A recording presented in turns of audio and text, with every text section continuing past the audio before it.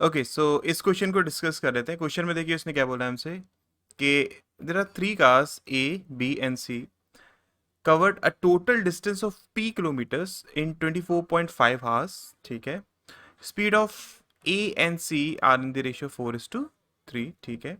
आपके पास जो स्पीड है ए की और जो स्पीड है सी की वो आपके पास 4:3 के रेशियो में। उसमें ना कि be covered a total 200 kilometres in 10 hours. ठीक है, बी ने कवर करे कितने 200 किलोमीटर्स 10 आवर्स में। हमें डिस्टेंस पता करना है जो सी ने कवर करा। ठीक है। उसने क्वेश्चन में पूछा गया कि which of the following option alone is not sufficient to answer this question. ठीक है।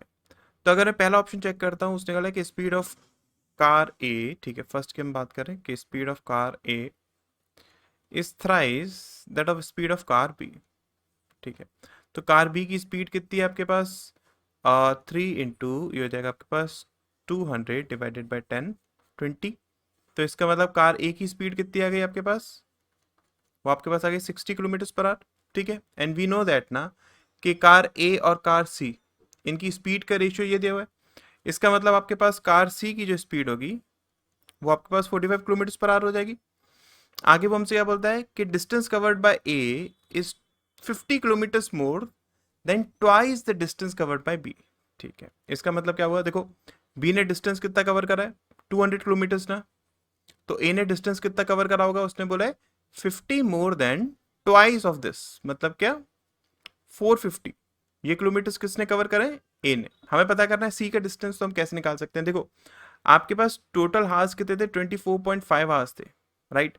इसमें से 10 आवर्स बी के हैं। तो इसका मतलब ए और सी ने जो टोटल डिस्टेंस ट्रेवल करा होगा वो 14.5 आवर्स में कवर करा होगा। तो यहां से अगर हम देखेंगे, देखो ए ने डिस्टेंस ट्रेवल करा है 450। ठीक है। उसकी स्पीड कितनी है? 60। तो इतना टाइम लगा ए को। सी को अगर मैं बात करूं, सी ने डिस्टेंस चला है लेट अस सपोज ये, डिवाइडेड बाय सी की स्पीड कितनी 45। तो ये इक्वल्स टू किसके हो जाएगा? 14.5 के बराबर हो जाएगा। ठीक है। यहां से सॉल्व करेंगे, हमारे पास डिस्टेंस जो सी ने चला वो आ जाएगा ना। हमें पता क्या करना है कि किस स्टेटमेंट से आंसर नहीं आएगा।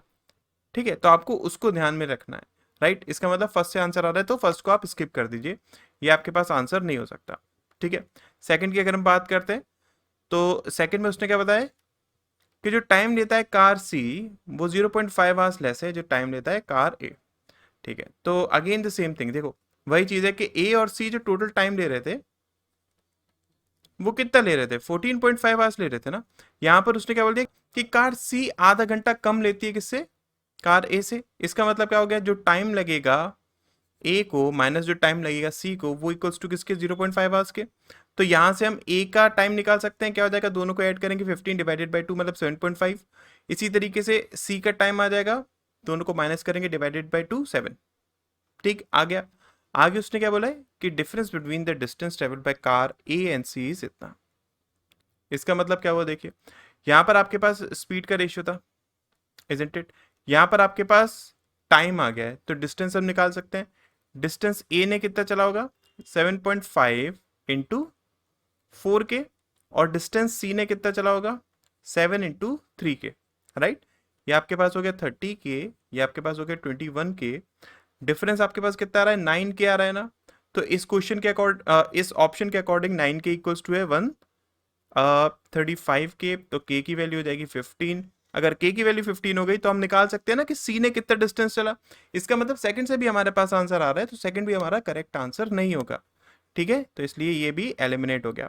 थर्ड ऑप्शन चेक करते हैं। थर्ड ऑप्शन में क्या गिवन है?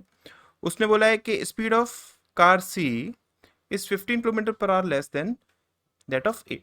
ठीक है। तो अगेन आपके पास speed of A and speed of C का रेशियो 4:3 दिया हुआ है।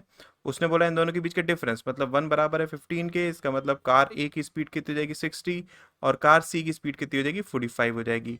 और उसने क्या बोला है कि जो एवरेज स्पीड है कार ए और कार बी की वो आपके पास ये दी हुई है। ठीक है। तो एवरेज स्पीड अगर हम जानते हैं तो वो क्या इक्वल्स होता है? वो होता है टोटल डिस्टेंस जो चला ए प्लस टोटल डिस्टेंस जो चला बी डिवाइडेड बाय जितना टाइम लगा ए को प्लस जितना टाइम लगा बी को, राइट। तो यहां से टोटल डिस्टेंस ए कितना चला हमें नहीं पता है। ठीक है। तो डिस्टेंस जो ए ने चला प्लस बी ने डिस्टेंस कितना चला है? 200 डिवाइडेड बाय टाइम कितना लगा है ए को, डिस्टेंस ए डिवाइडेड बाय उसकी स्पीड 60, ठीक है, प्लस बी को कितना टाइम लगा है 10 आवर्स लगे, ठीक है, ये इक्वल्स टू किसके 220 डिवाइडेड बाय 7 के, राइट। यहां से हम सॉल्व करेंगे, हमारे पास डिस्टेंस जो ए ने चला वो आ जाएगा। अगर डिस्टेंस ए ने चला हमारे पास वो आ गया, वैसे इसको सॉल्व करेगा तो डिस्टेंस जो ए ने चला है वो 450 के बराबर आएगा, ठीक है। अगर ये आपके पास आ गया तो again using the same thing के टाइम जो लगेगा ए को प्लस टाइम जो लगेगा सी को वो इक्वल्स टू किसके 14.5 आवर्स के बराबर है। टाइम जो लगा ए को वो 450 डिवाइडेड बाय 60, और जो टाइम लगा सी को, डिस्टेंस जो चला सी ने डिवाइडेड बाय सी की स्पीड 45 इज इक्वल्स टू 14.5। तो यहाँ से भी हमारे पास डिस्टेंस निकल आएगा जो सी ने चला, इसका मतलब थर्ड से भी हमारे पास आंसर आ रहा है, ठीक है। एक बार हम फोर्थ वाले को और चेक कर लेते हैं। तो फोर्थ ऑप्शन में क्या गिवन है उसको समझ लीजिए।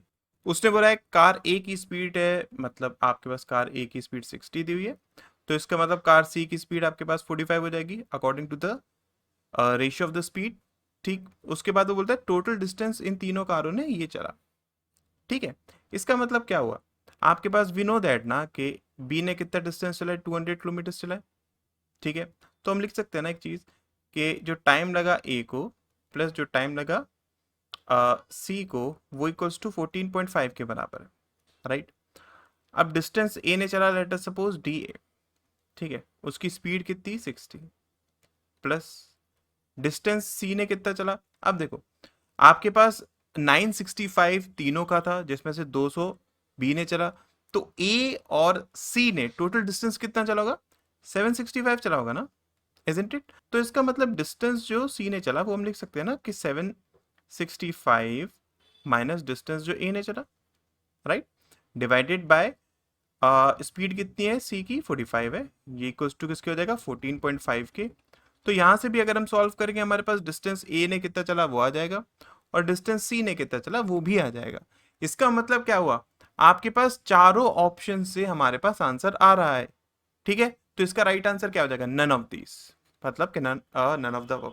तो ऊपर जो भी हमारे पास ऑप्शन है उसमें से कोई भी ऐसा नहीं है जिसके थ्रू आंसर नहीं आएगा, ठीक है।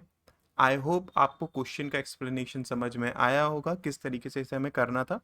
थोड़ा सा एक्सप्लेन करने में ज़्यादा टाइम लगेगा, अदरवाइज आप जब खुद इस क्वेश्चन को करेंगे तो जैसे ही थोड़ा सा भी पता चल जाए ना कि हाँ आपके पास वैल्यू आ सकती है डिस्टेंस ऑफ सी, वहीं पर आप उसको एलिमिनेट करते हुए आगे बढ़ते हुए जाइए, ठीक।